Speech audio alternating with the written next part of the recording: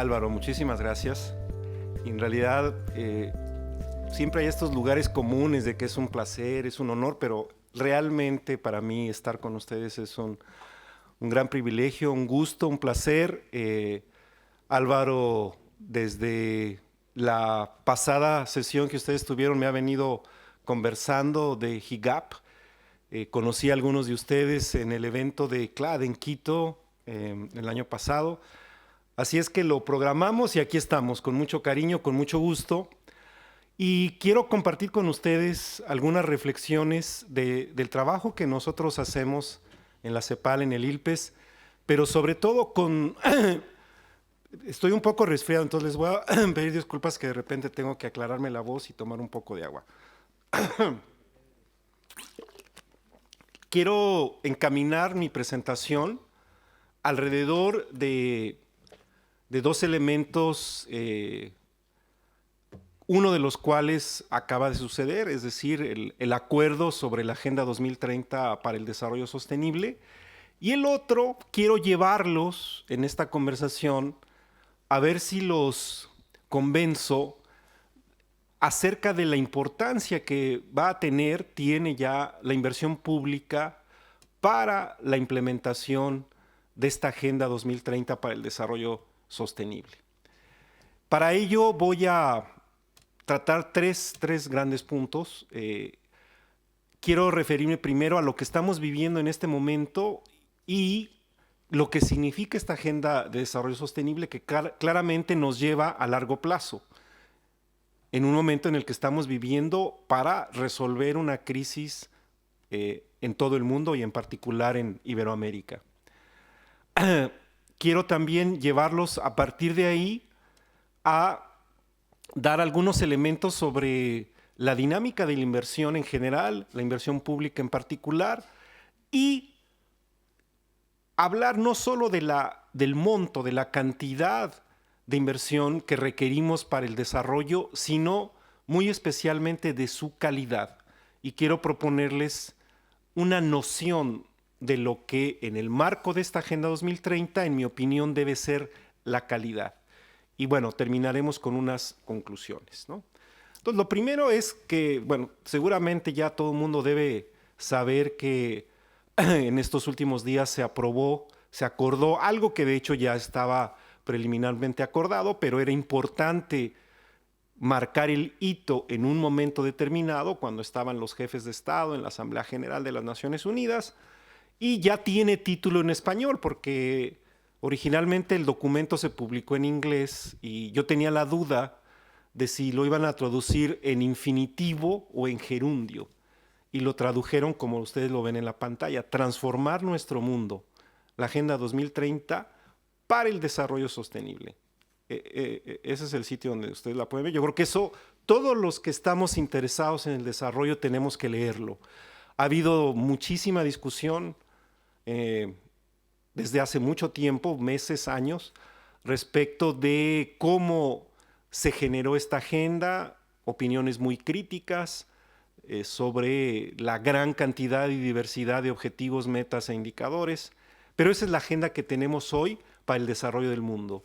Y uno de los grandes retos, me parece, es que en la región de América Latina y el Caribe la llevemos a buen término, pero apropiándonos de ella con las especificidades, las particularidades y prioridades de cada uno de nuestros países y de la región en su conjunto. Estos son los objetivos, son 17 objetivos de desarrollo, hay 169 metas y los indicadores se estarán definiendo paulatinamente. Hay que notar que respecto de la agenda de los ODM, es desde luego más amplia, más ambiciosa y tiene dimensiones que en la agenda ODM ni siquiera se contemplaron, como la desigualdad, el empleo, el crecimiento económico. Hay otros que desde luego se repiten porque sabemos que en la agenda ODM, si bien en general en América Latina más o menos salimos bien librados, en algunos de los objetivos no tanto.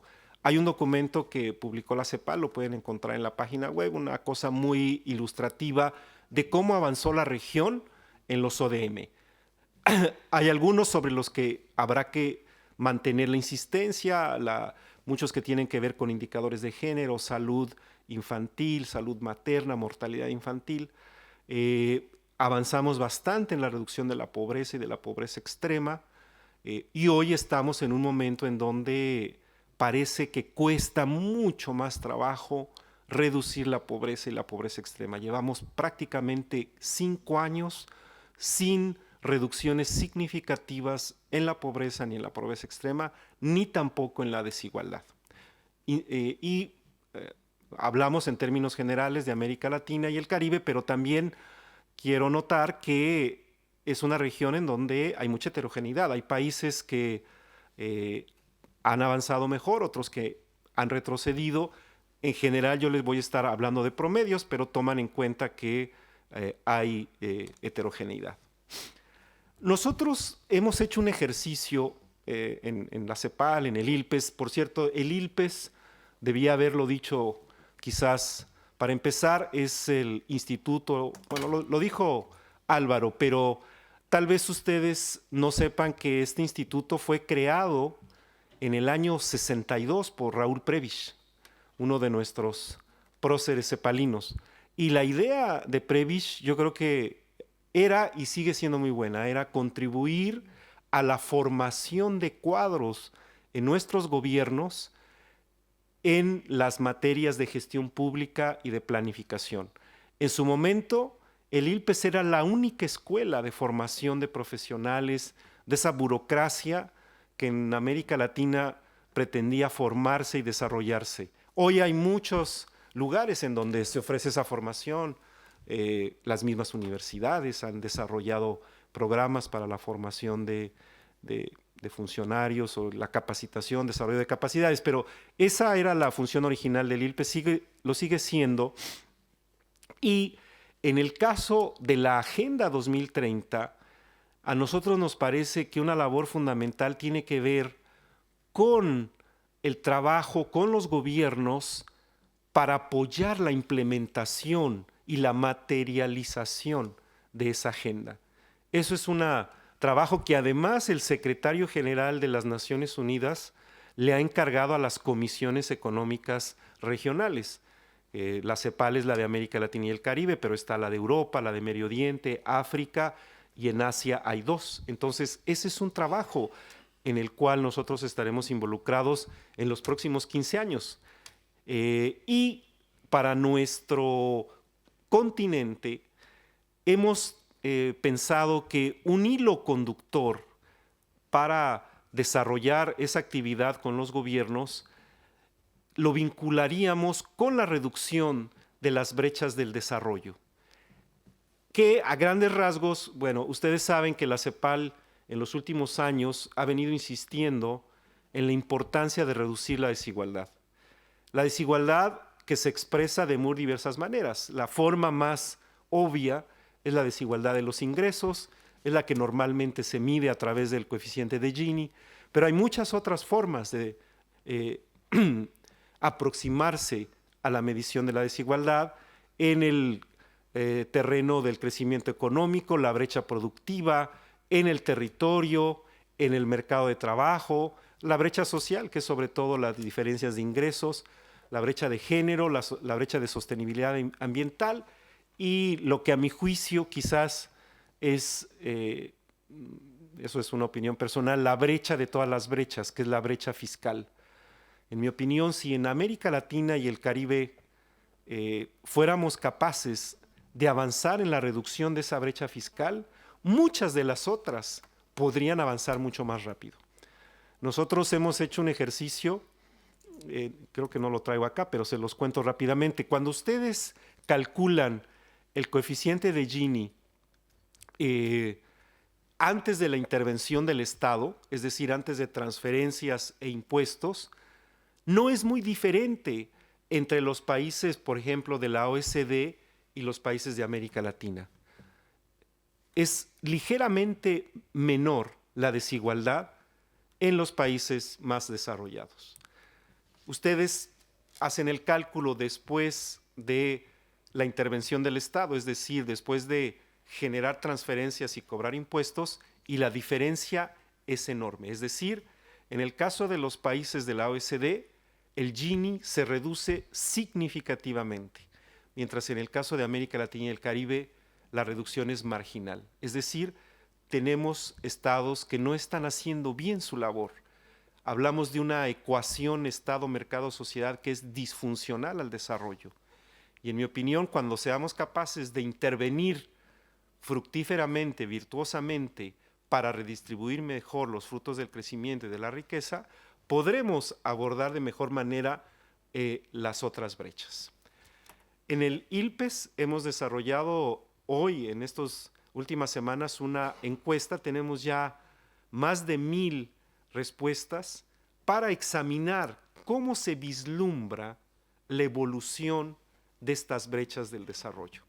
Estaremos próximamente entregando estos resultados, pero nos parece que esa es una forma de iniciar el diálogo con las autoridades para que se empiecen a desarrollar medidas para la reducción de estas brechas, que por lo demás, desde luego, que están muy vinculadas con los objetivos de desarrollo sostenible. Pero quiero ponerlos en un momento complicado que tenemos hoy. Estamos hablando de una agenda que queremos materializarla dentro de 15 años, trabajar para ella, un esfuerzo arduo. Pero también hoy tenemos un momento en el ciclo de la economía mundial muy a la baja, y lo más probable es que se prolongue esta fase de muy lento crecimiento, con todas las consecuencias para América Latina y el Caribe. Y además, un tercer elemento, que es el primero que aparece ahí en la lámina, es algo que nosotros hemos documentado en los últimos años, y es el avance que ha tenido la planificación en el marco de la gestión pública y de las políticas públicas en América Latina. Hemos notado cómo se está resurgiendo este instrumento como una forma de darle salida a los retos del desarrollo a través de la planificación, más aún cuando estamos frente a esta agenda de largo plazo hacia el 2030. Entonces, hoy por hoy, vemos cómo los gobiernos se esfuerzan por sacar adelante la producción, por sacar adelante los ingresos fiscales, los apoyos, mantener un nivel de empleo, los apoyos a las pequeñas empresas. Eso es la prioridad hoy en día. Pero el riesgo que tenemos al encaminarnos hacia esa prioridad es que nos olvidemos de que hay una agenda de largo plazo que no puede esperar. Aquí no podemos hablar de que primero nos encargamos de resolver la coyuntura y luego pasamos a la estructura. No se trata de resolver lo urgente para luego atacar lo importante. En mi opinión, tenemos que ir de la mano, porque la estrategia para atacar esa consecución de metas y objetivos al 2030 tiene que empezar ahora. Y eso es lo que me lleva a proponer que a través de la inversión, y en particular de la inversión pública, seamos capaces de vincular el quehacer para encarar esa crisis de hoy y del 2016 y probablemente del 2017, junto con encarar el gran reto de la agenda ODS.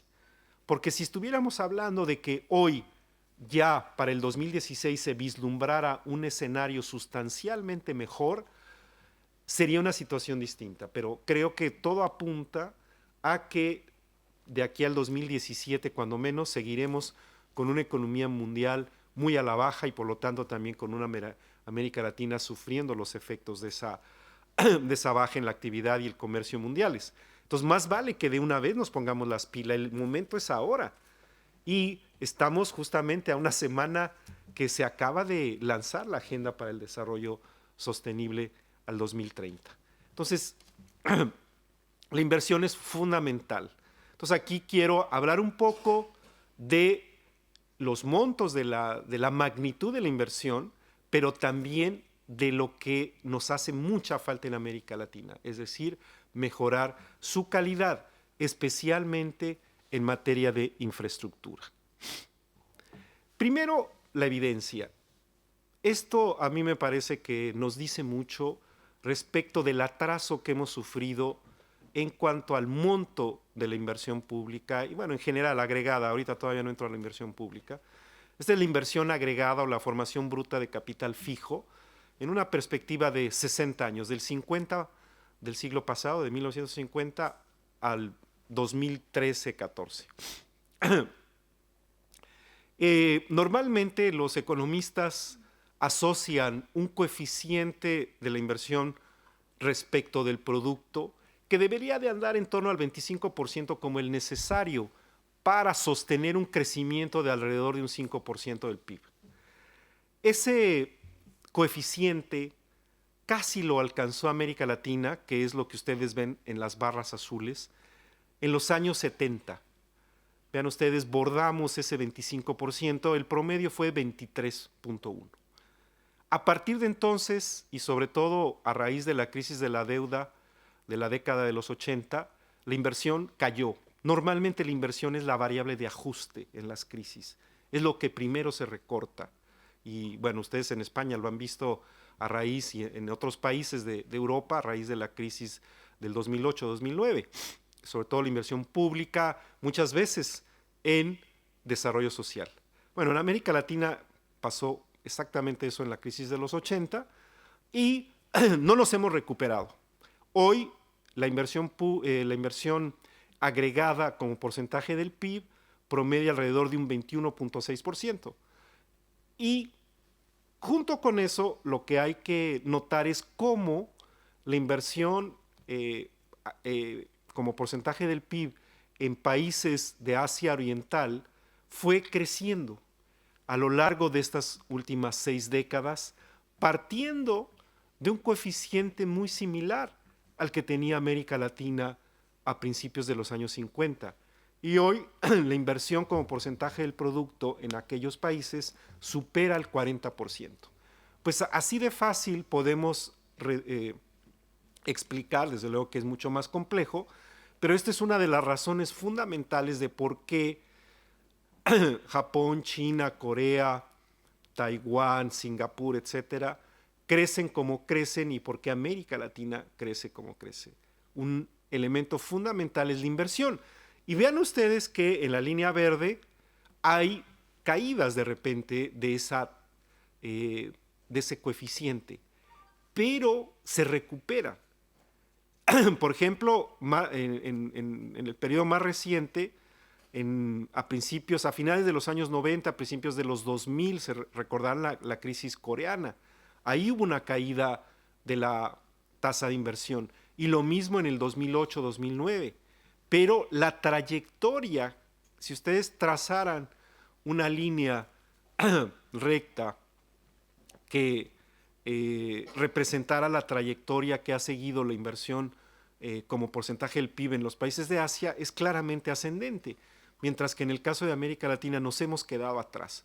Entonces, esto es para ilustrar una primera gran diferencia en cuanto a las razones que explican el desarrollo mucho más rápido que ha tenido la región del este de Asia y Pacífico.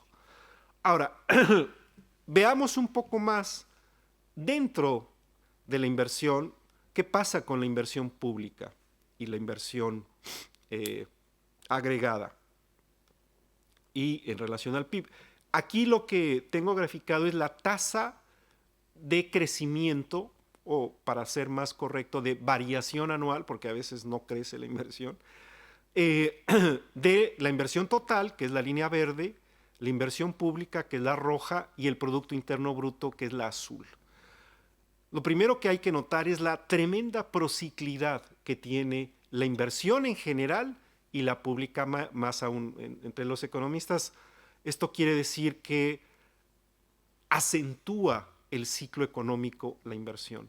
La línea azul, que es la del PIB, es cómo viene evolucionando a lo largo del tiempo, esto viene desde los años 80, el Producto Interno Bruto. Es una línea, digamos, mucho menos zigzagueante que la de la inversión, porque la inversión genera crecimiento o genera decrecimiento cuando va a la baja y exacerba los efectos. La inversión, por ejemplo, vean ustedes, en los años 80, que es la parte a la izquierda, la inversión pública, ¿cómo cayó? Fue la variable de ajuste fundamental en los años 80, cuando la región vivió la crisis de la deuda y el Producto Interno Bruto prácticamente no creció. La inversión total, que es la verde, también cayó bastante, pero la pública cayó mucho más. Esa caída de la inversión pública le costó a la región un cuarto de siglo para recuperar los niveles de pobreza que tenía a principios de los años 80. O sea, buena parte de la caída de la inversión pública se manifestó en programas sociales, en inversión pública dedicada a programas sociales. Y eso significó que la pobreza aumentara hasta llegar a un punto que solo 24 años después llegamos al nivel que tenían a principios de los años 80, ¿okay? Para que tengan una idea de los impactos que puede tener la inversión pública.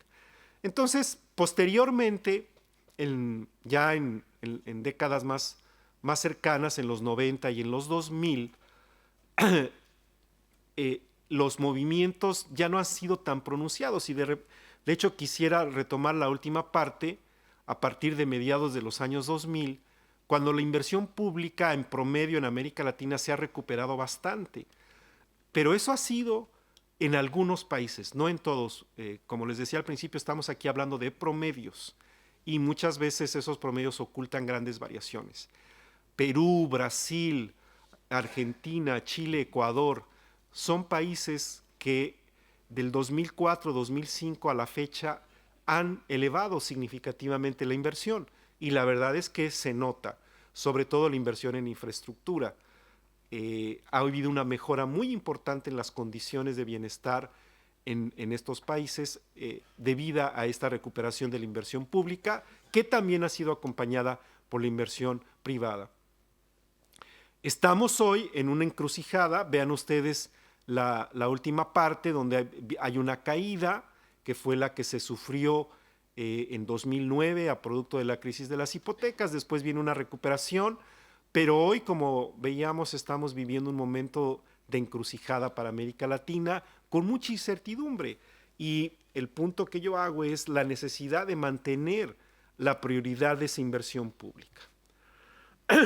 Pero muchos dirían, en tiempos de crisis, ¿a quién se le ocurre plantear que hay que invertir más? Pues sí, nosotros lo planteamos más y mejor, porque de otra forma, todo lo que avanzó América Latina en materia de reducción de la pobreza y las desigualdades se puede ver en peligro y enfrentar de nuevo una situación como la de los años 80, que tardamos un cuarto de siglo en recuperar los niveles de pobreza.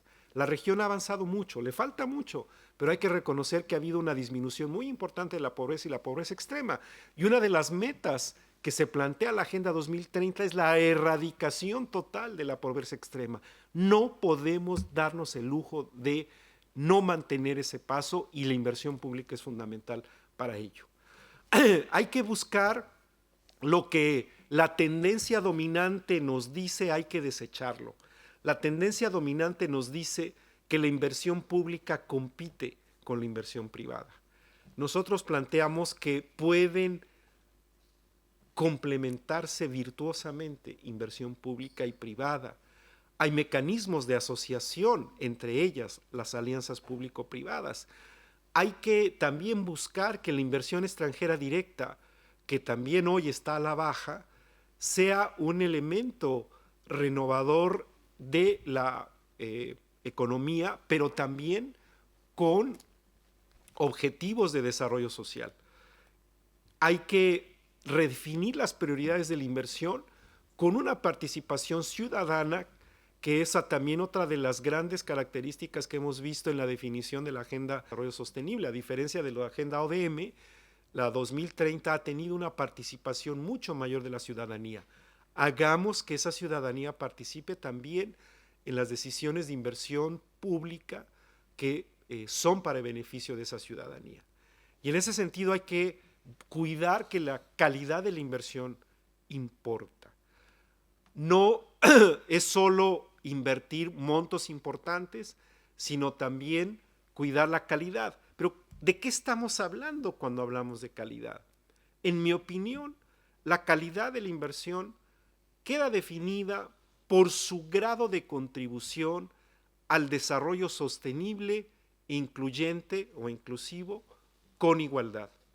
Y esta gráfica que ustedes ven aquí, la tomé de un estudio que hizo la Comisión Europea hace como 10 años, en donde de manera analítica plantean un poco la diferencia o el impacto que tiene en la eficiencia o en la calidad los diferentes tipos de gasto público.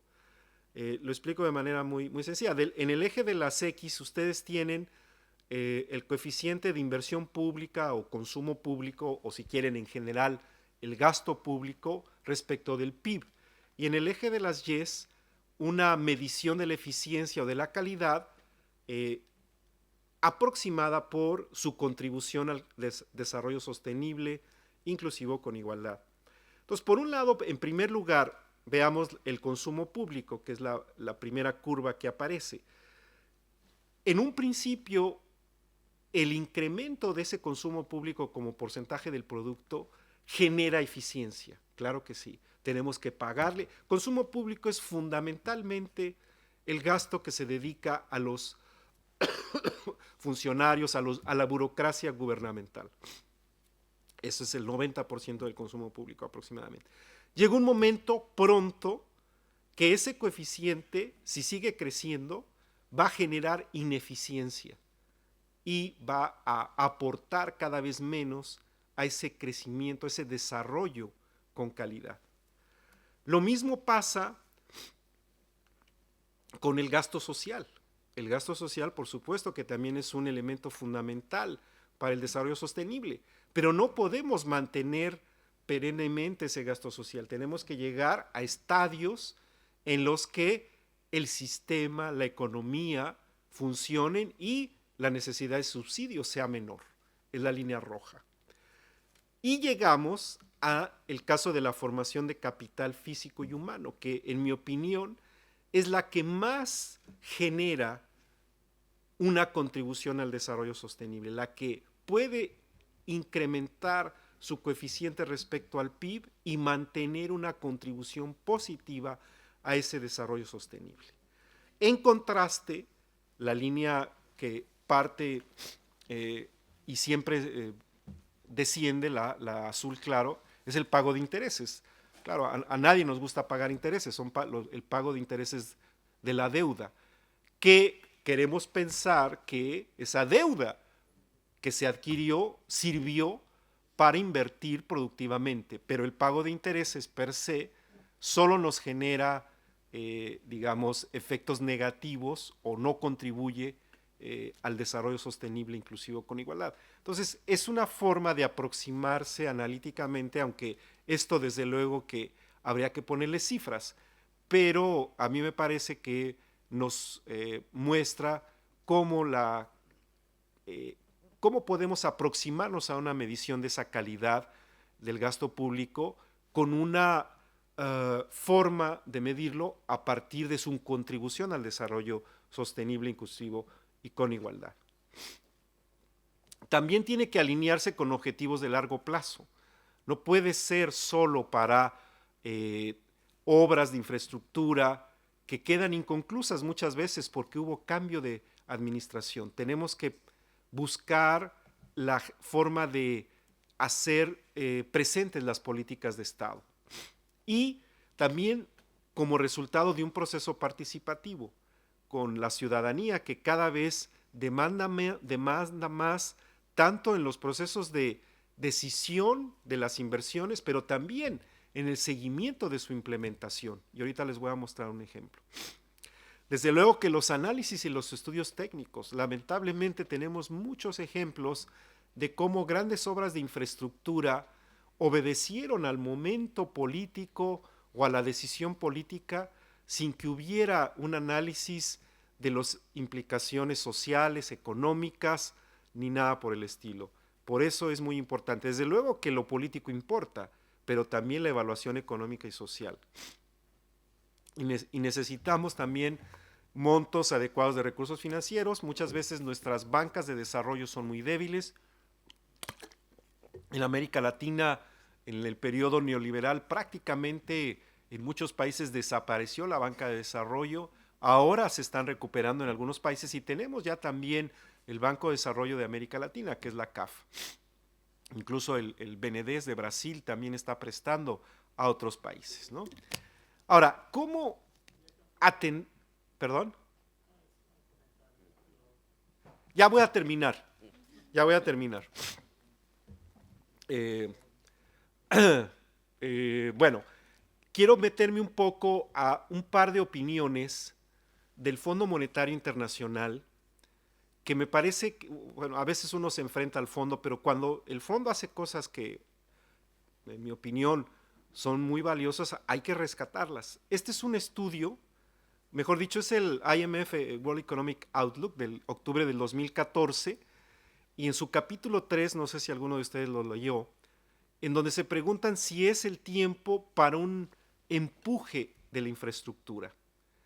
Y la conclusión a la que llega el fondo es que sí.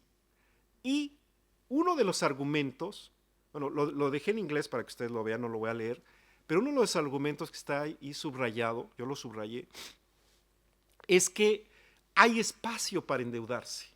Hoy en América Latina, a diferencia de los años 80, el coeficiente de deuda a producto es mucho menor desde luego que en Europa o que en Estados Unidos o que en Japón, donde sobrepasa el 100%. En América Latina es del 30%. Entonces hay un margen para endeudarse y endeudarse bien, para generar proyectos de infraestructura en donde se genera empleo, se generan efectos multiplicadores y es el ejemplo del puente ideal de enfrentar esta coyuntura que nos aqueja hoy y al mismo tiempo prepararse para sentar las bases de ese crecimiento y de ese desarrollo con miras a la Agenda 2030. Entonces, no es una locura, digamos, pensar que en tiempos de crisis invirtamos en infraestructura. Y otro estudio, aquí este sí es un working paper, el otro es el Outlook, o sea, es la posición oficial del fondo. Este es un working paper que está firmado por Andrew Warner, en donde él hizo un estudio de proyectos de infraestructura en muchos países del mundo, muchos países en desarrollo, y encontró que en general hay muchos malos ejemplos de proyectos de infraestructura en donde, como dice ahí, estuvieron plagados de un muy pobre análisis y en general de procesos carentes de los elementos técnicos que requieren los proyectos de inversión en infraestructura, problemas de incentivos y casos infestados de conflictos de intereses. Bueno, eso, si pasa, claramente no va a traer un beneficio a el bienestar social, a la comunidad en general, ¿no? Entonces, la solución, como él lo plantea, es tomar los temas de análisis de proyectos seriamente y blindar los procesos decisorios de las inversiones en contra de los intereses que distorsionan las decisiones de inversión pública. Desde luego que decir esto en América Latina probablemente sea un reto enorme, pero hay que emprenderlo. Y si queremos llegar con flying colors al 2030, habiendo cumplido la meta de erradicación de la pobreza extrema y habiendo reducido tremendamente las desigualdades, creo que tenemos que tomarnos en serio el valor que tiene la buena formulación, implementación, seguimiento y evaluación de los proyectos de inversión pública. Y ahí es donde, para terminar, quiero comentarles de los sistemas nacionales de inversión pública que en América Latina nosotros hemos venido estudiando y que son una forma de encauzar fructíferamente las iniciativas de inversión pública en la región. Estos son, es una experiencia relativamente reciente, justo acabamos de estar en Perú, cumplieron su 10º año, estamos hablando de 15 o 20 años a la fecha, en algunos países con mayor desarrollo, pero la idea es que sea el mecanismo a través del cual se fortalezca el impacto de la inversión pública de manera fructífera, virtuosa, en aras del desarrollo sostenible, cuidando la calidad y la eficiencia de la inversión. Y esto, aunque se llaman SNIP, Sistemas Nacionales de Inversión Pública, desde luego que también incluyen aquellas iniciativas con la inversión privada que se articulan para generar efectos multiplicadores positivos.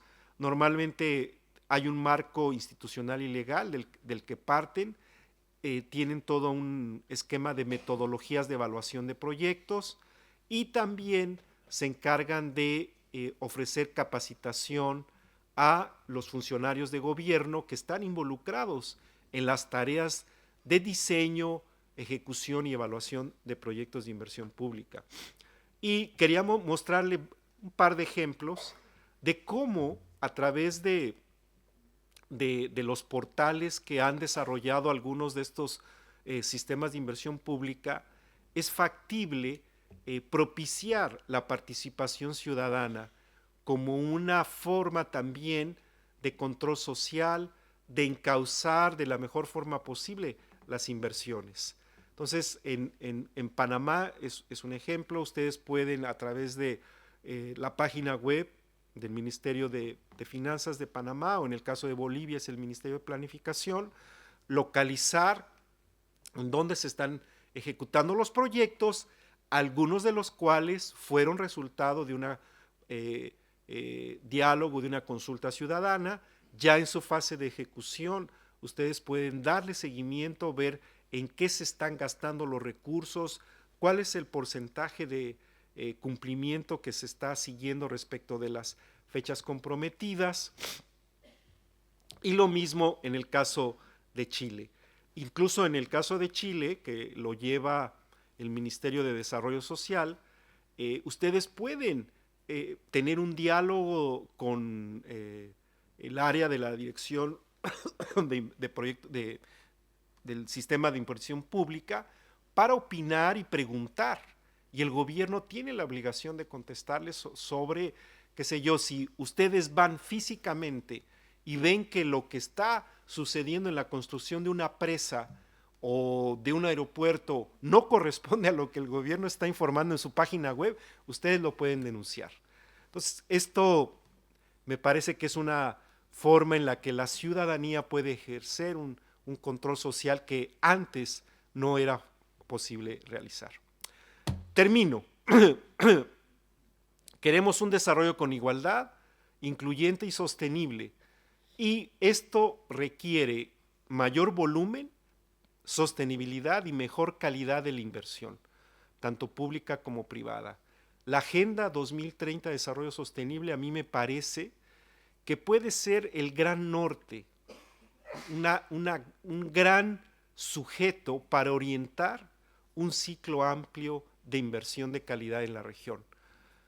Dejar atrás lo que ha sido un lastre en América Latina y el Caribe, inversiones mal planeadas, mal diseñadas, sin una concepción global de su impacto y sin una visión de largo plazo. Creo que la Agenda 2030 nos puede ayudar a encaminar mejor nuestras decisiones de inversión pública, pero también privada, porque, insisto, hablamos de una confluencia, de una asociación virtuosa entre la asociación pública y privada.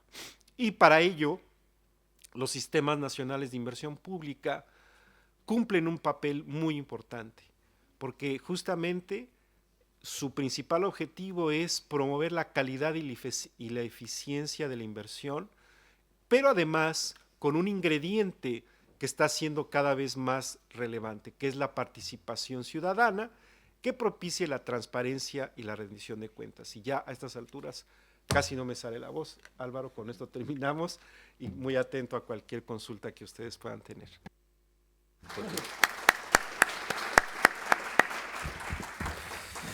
Muchas gracias, Jorge, por el esfuerzo, por la extraordinaria presentación que nos acabas de hacer y porque sabemos que, bueno, tenemos más agüita, así que tenemos muy poco tiempo, pero quisiera dar unos 5 o 10 minutos para si hay alguna pregunta del público.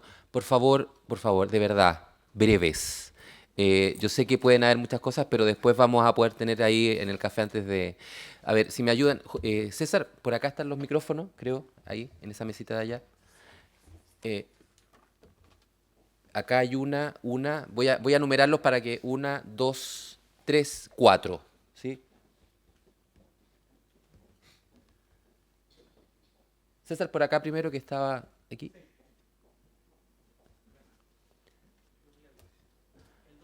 Acá el 1, después está Luis Alfredo por allá y después hay 5, ¿sí? Estamos. Tenemos 5 manos, así que... Sí, ya. Pero vamos primero acá, la primera, por favor. Breves, por favor. Buenas tardes, Yadi Carrera de México. Felicidades en su exposición, excelente. ¿Qué indicador sería el más adecuado, sobre todo para los gobiernos subnacionales, que probablemente son los que yo creo tienen mayor impacto en términos de inversión dura y blanda? ¿Cuál sería el indicador más adecuado que podríamos aplicar para evaluar la calidad de su gasto? Muchas gracias. Es más un comentario sobre un punto primero es la capacidad, cuando habla de la capacidad de endeudamiento de los países y habla de la importancia de la gestión de la inversión pública. Comparto con la importancia, pero me preocupa la manera como la inversión pública ha sido hecha, por ejemplo, en relación a Brasil. Yo soy de Brasil y estamos en un problema de inversiones de malísima calidad y hechas de una forma por decisiones más políticas do que propiamente por una ecuación económico-financiera o de desarrollo. Y también en relación a la capacidad de inversión y de endeudamiento, cuando hablaste del BNDES, por ejemplo, BNDES en Brasil ha recibido aportes del Tesoro Nacional de cerca de más de 300 millones, mil millones de reales, a un custo de financiación que Brasil que llega hoy estamos a 14,25% de tasa de interés básica en Brasil. Entonces, este endeudamento, un 50% de deuda, relación deuda bruta y PIB en Brasil es grande por el perfil de la deuda y por el costo de la deuda. Entonces, esto es alguna cosa que tenemos que llevar en consideración en relación a esto. Muchas gracias por allá. Acá... Vamos en ese orden ahí. Helios Padilla de México.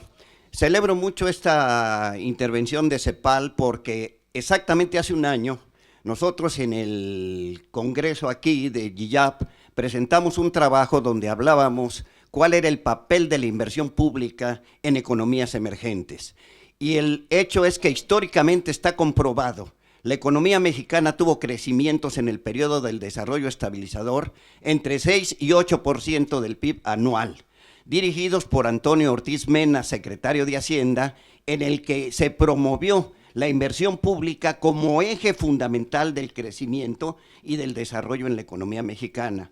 Desgraciadamente, después cambiaron las cosas y en los 80, después de la crisis de la deuda, vino un cambio y un viraje en la política económica para seguir el modelo neoliberal. Mi pregunta sería, ¿cómo podemos empatar este crecimiento a base de la inversión pública, que precisamente no compite con la inversión privada, son complementarias, pero con la concepción neoliberal que dice que ya el Estado no debe de intervenir y que debe dejar al mercado que guíe toda la razón productiva? Entonces, ¿cuál sería nuestro camino? A mí me parece muy interesante este trabajo. Voy a mandarles el trabajo que nosotros hicimos porque está muy mancomunado, pero se nos presenta esta situación. ¿Cómo cambiar el criterio de los gobiernos neoliberales con un impulso a la inversión pública que puede considerarse malamente como desplazadora de la inversión privada? Muchas gracias.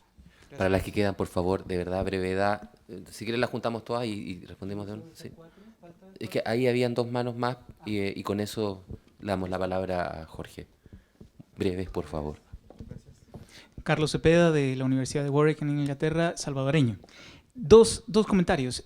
Primero, el Fondo Monetario Internacional es ahora, en tus referencias y en tu posición, keynesiano, neo-keynesiano ya. Se ha vuelto keynesiano, que sería una gran sorpresa. Y por otro lado, ¿qué opinarías sobre un megaproyecto faraónico que está pasando? Es el canal de Nicaragua. Que eso es un ejemplo de, por un lado, traerá crecimiento económico, aumentará el PIB de Nicaragua, y lo ven como una tabla de salvación el gobierno sandinista, y sin embargo va a impactar terriblemente el desarrollo humano sostenible de la población, y la participación ha tenido muchas carencias. Gracias. Hola, mi nombre es Carolina, soy chilena y vengo del IGOP de la Autónoma de Barcelona. En principio me parece muy interesante tu propuesta y la de CEPAL, lógicamente, de aumentar la inversión, ¿no? Particularmente la inversión pública. Y quisiera que te explayaras un poco al respecto de cómo ves, a mi juicio, la complejidad que tiene el diseño estructural de nuestros países, con modelos de desarrollo mayoritariamente neoliberales, con excepciones por ciento, con modelos de Estado subsidiarios, ¿vale? Que claramente no están en la línea de la agenda del desarrollo, ¿vale? Ni conceptual ni operacionalmente. Entonces, en términos del diseño estructural, yo veo que hay un choque muy complejo ahí. Y un ejemplo claro es el aumento en inversión pública, que en estados desregulados, como el mío, por ejemplo, no significan, y están muy lejos de significar, mejoras del tipo que ustedes están hipotetizando. Muchísimas gracias por sus intervenciones. Igual trataré de ser muy breve. Respecto de los gobiernos subnacionales, yo no hablé de eso, pero qué bueno que usted lo menciona, porque justo, al menos en la experiencia que nosotros hemos tenido, ahí es donde más falta hace vincular el quehacer, digamos, de la política pública con el obtener resultados. En mi opinión, en lo local, en lo subnacional, es mucho más fácil llegar a materializar resultados. Pero para esto necesitamos eficientar, capacitar a nuestros burócratas. Y algo se está haciendo. Usted dijo que venía de México, ¿no? Usted debe saber que hoy todos los programas públicos que financia el gobierno federal, tanto a nivel nacional como subnacional, tienen que traer todo un proceso de preparación con las metodologías del caso, que yo diría que no es que funcionen ya total y correctamente bien, pero al menos existe el instrumento. Tiene que ver también con lo que alguien planteaba por ahí. Yo creo que en América Latina y el Caribe hemos ido avanzando en el conocimiento de metodologías, de instrumentos, pero todavía no hemos logrado implementarlos a capacidad.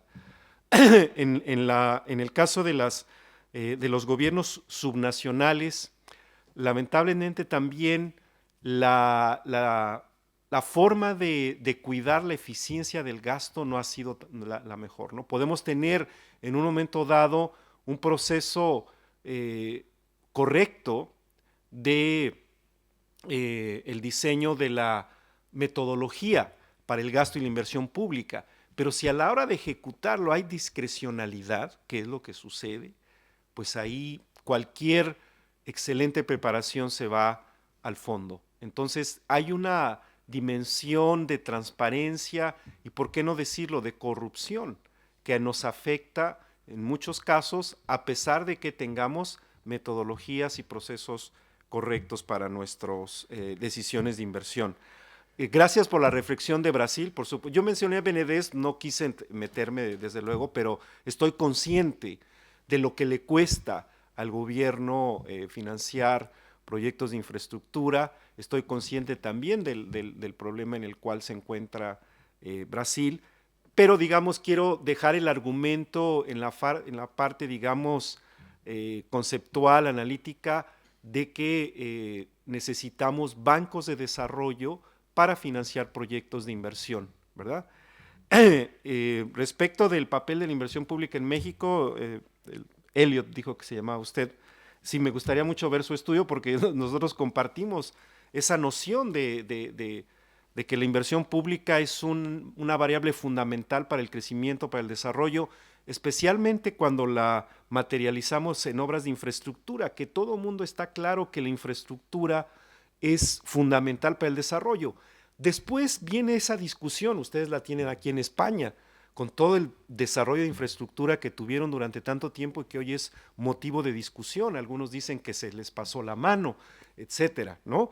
El caso es que para eso requerimos de buenos sistemas nacionales de inversión pública que sean capaces de diseñar, de acordar, de convocar a una ciudadanía que también participe y que esto se haga con visión de largo plazo. Yo no puedo estar más de acuerdo que la inversión pública es fundamental. Carlos de El Salvador, no sé si ya cambió el fondo, pero creo que por un lado los working papers pueden tener cierta autonomía, ¿no? El otro documento es más de posición, pero creo que es innegable que la tesis del crowding out se puede dar bajo circunstancias muy específicas, pero que hay mucho espacio para que haya crowding in, es decir, para que la inversión pública, más que compita, más que desplace, se complemente con la inversión privada. Y del proyecto del Canal de Nicaragua, lo que sé es que pues ahí podría ser un buen ejemplo de quizás cómo no seguir buenas prácticas en un proceso de un diseño. Yo el otro día escuchaba a un funcionario del gobierno, no sé si ustedes sepan, ese proyecto cuesta 5 veces el PIB de Nicaragua. O sea, yo no sé si hay algún proyecto en la historia de algún país que haya costado 5 veces el PIB. ¿Perdón? O sea, tú te das cuenta, ¿quién puede financiar eso? Bueno, un señor que llegó de China. En serio. Y la cuestión es que, y aquí no, quiero ser muy cuidadoso, pero yo he escuchado funcionarios de gobierno que dicen que ese proyecto está siguiendo canales especiales, que se lee como que no va a haber todas estas evaluaciones de impacto. Se va a tratar de manera especial. A mí me preocupa. Y finalmente, lo de Carolina de Chile, a ver, yo quizás no sea tan pesimista. Yo creo que en la región hay una buena cantidad de países, de gobiernos, de ciudadanía, que están muy conscientes de la apuesta de un desarrollo sostenible, incluyente, con bienestar social, en un modelo distinto, digamos, al que nos enseñó o nos legó el consenso de Washington, o como le quieran llamar, el neoliberalismo. Creo que, digo, no sé si esto se pueda medir, cuantificar, pero quiero pensar que el acuerdo que se logró con esta Alianza 2030 del Desarrollo Sostenible es una agenda progresista, claramente progresista, y los 193 países del mundo la firmaron, la firmó América Latina. Yo creo que es un muy buen punto de partida, una muy buena palanca para seguir luchando por esas ideas progresistas y sobre todo materializarlas, ¿verdad? Creo que es una encrucijada, nuestra secretaria ejecutiva Alicia Bárcena así lo ha planteado. América Latina está hoy en una encrucijada después del superciclo de las materias primas que benefició mucho a Sudamérica. Estamos conscientes de que el momento no se aprovechó lo suficiente para generar cambios estructurales, pero creemos que hay una noción de desarrollo mucho más impregnada de sostenibilidad ambiental, social, económica, de reducción de disparidades, desigualdades, de reducción de la pobreza, que se asocia mucho más a un quehacer del Estado y mucho menos al imperio del mercado, que fue lo que prevaleció en los años 90, ¿no? Entonces, Nosotros creemos que se pueden articular, yo decía, en esta ecuación que hoy no es la más funcional entre Estado, mercado y sociedad. La CEPAL va a tener su periodo de sesiones en mayo del 2016 y bueno, ahí llevaremos nuestra nueva propuesta, que tendrá que estar desde luego muy alineada con los objetivos de desarrollo del 2030, pero también muy adecuada a lo que nosotros creemos son las prioridades de la región. Listo, ¿no? Muchas gracias. Bueno, un aplauso, muchas gracias, Jorge.